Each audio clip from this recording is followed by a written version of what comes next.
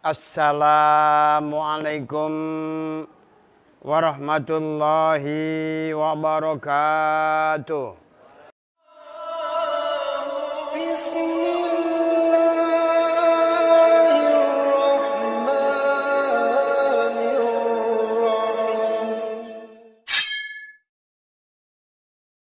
Alhamdulillah.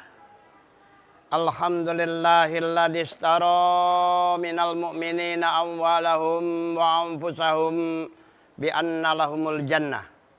Asyhadu an la ilaha illallah wahdahu la syarika lah wa asyhadu anna Muhammadan abduhu wa rasuluh.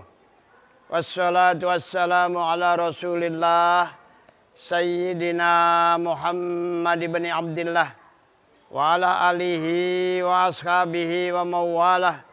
La haula wa la quwwata illa billah. Allahumma salli wa sallim ala habibina wa nabiyyina Muhammadin wa ala alihi wa ashabihil mujahidin at-tahirin. Amma ba'. Faya ayyuhal hadirun ittaqullaha haqqa tuqatih wala tamutunna illa wa antum muslimun. Qala Allah Ta'ala fi kitabihil karim, a'udzu billahi minasy syaithanir rajim. Alladzina amanu wa lam yalbisu imanahum bidzulmin ulaika lahumul amnu wa hum muhtadun. Al-ayah. Wa qala an-nabiy sallallahu alaihi wasallam, sayati 'alan nasi zamanun tahluku sunnati fihi kama tahluku thawbal abdan tahdusul bid'ah faman ittaba'a sunnati sara ghariban wa baqiya wahidan faman ittaba'a bid'atan nasi wajada khamsina sahiban. Shadaqallahul azim wa balagha rasulullahil karim wa nahnu ala dzalika minas syahidin wasakirina walhamdulillahi rabbil alamin. Tuan-tuan yang mulia, saudara-saudara hadirin kaum muslimin, sidang ibadah Jum'ah yang dirahmati Allah Subhanahu wa taala. Kembali kita bersyukur di hadapan Allah Subhanahu wa taala, yang mana Allah Subhanahu wa taala pada siang hari ini masih memberikan kesempatan kepada kita semuanya untuk sama-sama menghirup udara yang segar ini. Kita sadari bahwa udara ini milik Allah Subhanahu wa taala. Allah berikan kebebasan kepada kita untuk mengambil dengan sepuas-puasnya. Sementara masih banyak yang hari ini saudara-saudara kita diambil nikmat berupa udara dengan asbab penyakit bengek misalnya, cengep, susah bernafas, yang akhirnya dibawa ke rumah sakit. Sesampainya di rumah sakit dibantu dengan oksigen, yang mana oksigen ini hanya bisa membantu beberapa saat, namun dari pihak keluarganya harus membayar uang yang cukup banyak. Kenapa? Karena udara telah dikelola oleh manusia dan dikomersilkan oleh manusia. Sementara Allah Subhanahu wa taala sedikit pun tidak ada sifat komersil. Udaranya kita ambil dengan sepuas-puasnya. Allah tidak pernah minta bayar. Jangankan untuk membayar, untuk menghitung nikmat Allah, niscaya kita tidak pernah akan sanggup menghitungnya. Wa in ta'uddu nikmatallahi la tuhsuha. Allah tidak minta bayar, namun Allah hanya minta agar kita mau mensyukuri nikmat yang diberikan oleh Allah berupa udara ini. La in syakartum la azidannakum wa la in kafartum inna adzabi lasyadid. Kalau kau mau mensyukuri nikmatku, aku akan tambahkan dan tambahkan. Tapi awas, apabila engkau ingkar dengan nikmatku, inna adzabi lasyadid, sesungguhnya azabku sangatlah pedih. Allah tidak minta bayar. Allah hanya minta agar kita mau mensyukuri. Apabila kita syukuri, maka Allah tambahkan nikmat itu. Dengan diberikan kesempatan untuk menghirup udara yang segar ini, artinya kita diberikan kesempatan oleh Allah untuk hidup lebih lama lagi. Pada hari ini kita berada di ujung tahun 2022.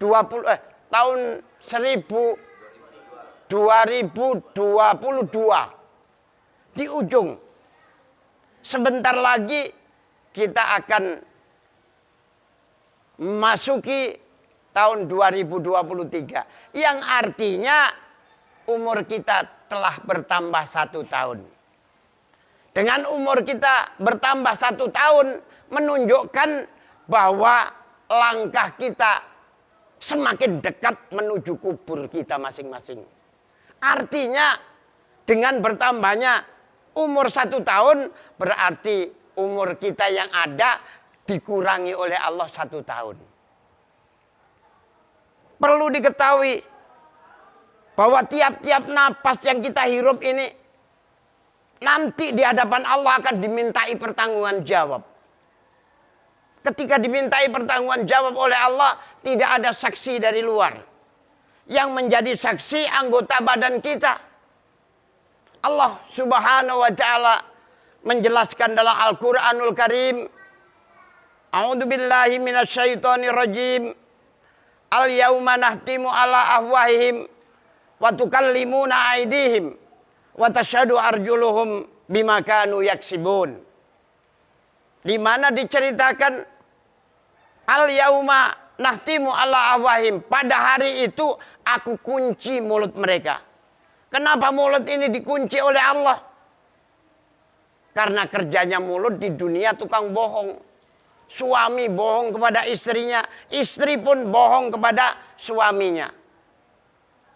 Wa'alaikum bisidqi, hendaklah engkau berbuat jujur, fa inna sidqa yunji. Karena kejujuran akan menyelamatkan kalian, wal kidba yahlik, kebohongan akan menghancurkan kalian.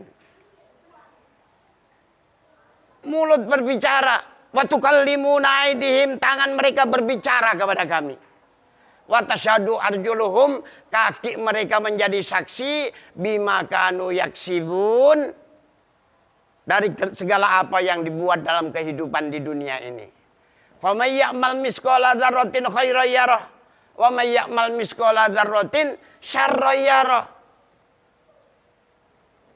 Umar bin Khattab radhiyallahu an menganjurkan kepada kita, hasibu qabla an tuhasabu. Selama 1 tahun ini kita hitung baik banyak mana antara kebaikan dan kejelekan. Sejauh mana amalan-amalan yang diperintahkan oleh Allah, ngikut sunnah baginda Rasul, sejauh mana perintah-perintah Allah yang kita langgar, kita tinggalkan sunnah-sunnah baginda Rasul. Maka kitalah yang tahu dengan Allah kita. Orang lain tidak tahu. Karena ini adalah amalan rohani. Walaupun dikatakan oleh ulama ad-dhahiru tadullu alal batin, perbuatan seseorang menunjukkan hati seseorang. Maka dari itu hadirin sekalian, apabila banyak maksiat yang telah kita lakukan, kita diingatkan oleh Allah Subhanahu wa taala, wasyari'u ila maghfiratin min rabbikum. Bersegeralah kamu untuk mendapatkan ampunan dari Tuhan kalian.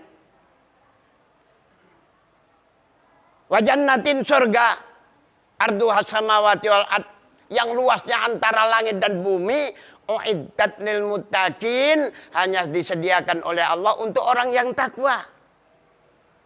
Di penghujung tahun 2022 ini, apakah kita sudah termasuk orang yang takwa? Hanya kita yang tahu. Maka kita hisab diri kita sebelum dihisab oleh Allah Subhanahu wa taala di yaumul qiyamah nanti. Lalu bagaimana ciri-ciri orang yang takwa? Modelnya orang yang takwa itu bagaimana? Diceritakan dalam ayat berikutnya. Orang yang takwa itu, kata Allah, alladzina yunfikuna fisyarra wa dharra. Orang yang takwa, ciri-cirinya yang pertama, dia gemar membelanjakan hartanya di jalan Allah. Dalam keadaan senang maupun susah. Dalam keadaan lapang maupun sempit. Dia akan merasa bahagia apabila bisa menyisihkan sebagian hartanya di jalan Allah Subhanahu wa taala. Mazalal abdu yataqarrabu ilaihi binawafil. Tidak henti-hentinya seorang hamba mendekatkan diri kepada Allah Subhanahu wa taala dengan amalan-amalan yang sunnah. Apa sih amalan yang dicintai oleh Allah? Uhibbu ahlas sakha. Aku cinta kepada orang-orang yang dermawan. Aku cinta kepada orang-orang yang loman. Aku cinta kepada orang-orang yang suka memberi makan kepada orang-orang yang lapar. Wa hubbi lil fakiri syakhi asad. Aku lebih cinta lagi kepada orang miskin yang pemurah. Kalau orang kaya, dermawan, sudah wajar. Karena hartanya banyak. Tapi apabila ada orang miskin, dia berani membelanjarkan hartanya di jalan Allah sebagaimana orang kaya, maka orang miskin seperti itu ada nilai plus di sisi Allah. Dia selalu menyisihkan sebagian rezekinya, bangun tidur berdoa kepada Allah.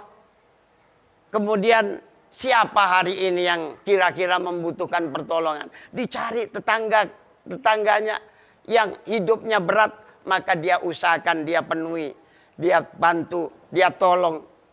Kalau itu dilakukan tiap hari, hatta uhibbuha, sehingga menjadi asbab Allah cinta kepada dia. Apabila Allah sudah cinta kepadanya, wala in sa'altani la'utiyannah.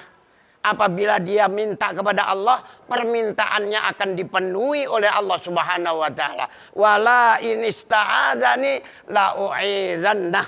Apabila dia minta perlindungan kepada Allah, dia akan dilindungi oleh Allah Subhanahu wa taala. Ini ciri-ciri yang pertama, orang-orang yang takwa. Lalu yang kedua apa? Wal kadziminal ghaid. Dia pandai menahan hawa amarahnya. Dia orang punya kemampuan untuk marah kepada anak buahnya. Namun ketika anak buahnya salah, ditahan marahnya. Orang yang hebat bukan orang yang sanggup menaklukkan musuh-musuhnya, tapi orang yang hebat adalah orang yang sanggup menahan hawa nafsunya. Sahabat Nabi ketika pulang dari perang Badar, beliau kata, roja'na minal jihadil asgor ila jihadil akbar. Terkejut sahabat. Perang apa ya Rasulullah? Jihadun nafsi, perang melawan hawa nafsu, itulah jihadul akbar. Wa nahan nafsa anil hawa. Orang yang pandai menahan hawa nafsunya. Ini yang kedua. Yang ketiga, wal afina anin nas, pandai memberikan maaf kepada orang yang senantiasa berbuat salah kepadanya. Kalau orang berbuat baik kepada kita, kita balas dengan kebaikan, itu seri, remes bahasa caturnya. Tapi ada orang berbuat jahat, kita balas dengan kebaikan, ini adalah puncak kebaikan. Yang namanya akhlakul azimah. Sebagaimana baginda Rasulullah SAW ketika dia bertetangga dengan orang Majusi, pagi hari itu dia buang kotoran sampah di halaman Nabi. Maka Nabi melihat disapunya halaman sendiri, lalu sampah yang dibuang dibersihkan, dibuang ke tempat sampah. Hari kedua begitu lagi, hari ketiga begitu lagi, hari keempat baginda Rasul bangun lebih pagi, halaman tetangganya disapuin, kemudian halaman sendiri disapuin, sehingga orang Majusi itu bangun tidur melihat halamannya sudah bersih. Dia bingung, gak tahu kalau baginda Rasul yang membersihkan. Karena kurang ajarnya terhadap tetangga, Allah kasih proskot, matanya kena katarak, nggak bisa ngelihat Pak. Ketika dia itu buta, Nabi bermusyawarah sama istrinya Aisyah. Wahai Aisyah, tetangga kita sebelah ini nggak bisa ngelihat lagi. Tolong bikinkan bubur sumsum setiap pagi dan sore hari. Masukkan ke dalam mangkok. Nah, Aisyah buat. Dimasukkan dalam mangkok, diberikan kepada baginda Rasul. Maka baginda Rasul datang ke rumah tetangganya, disuapinnya. Setelah habis, beliau pergi. Begitulah hari-hari dilakukannya. Ketika Abu Bakar ke rumah putrinya Fatimah, yang waktu itu baginda Rasul sudah diwafatkan oleh Allah, bertanya kepada putrinya Aisyah, wahai Aisyah, apa yang dibuat oleh suamimu terhadap tetangganya? Wahai ayah, aku diperintahkan oleh baginda Rasul untuk membuat bubur sumsum. Setelah saya masukkan dalam mangkok, dibawa ke rumah tetangganya. Disuapinya lah tetangganya itu. Sampai akhir hayatnya beliau lakukan semua itu pagi petang. Sampai dia meninggal dunia. Maka Abu Bakar memerintahkan putrinya, kalau begitu saya mau itbak kepada baginda Rasul, buatkan bubur sumsum buat saya. Biar saya yang menyuapinya. Nah, setelah dibikinkan, dibawa. Ketuk pintu. Wahai buta, ini orang yang biasa nyuapin kamu telah datang. Jawab si Majusi, kamu bukan orang yang biasa nyuapin saya. Dari mana kau tahu? Wong kamu nggak bisa ngelihat. Saya tahu.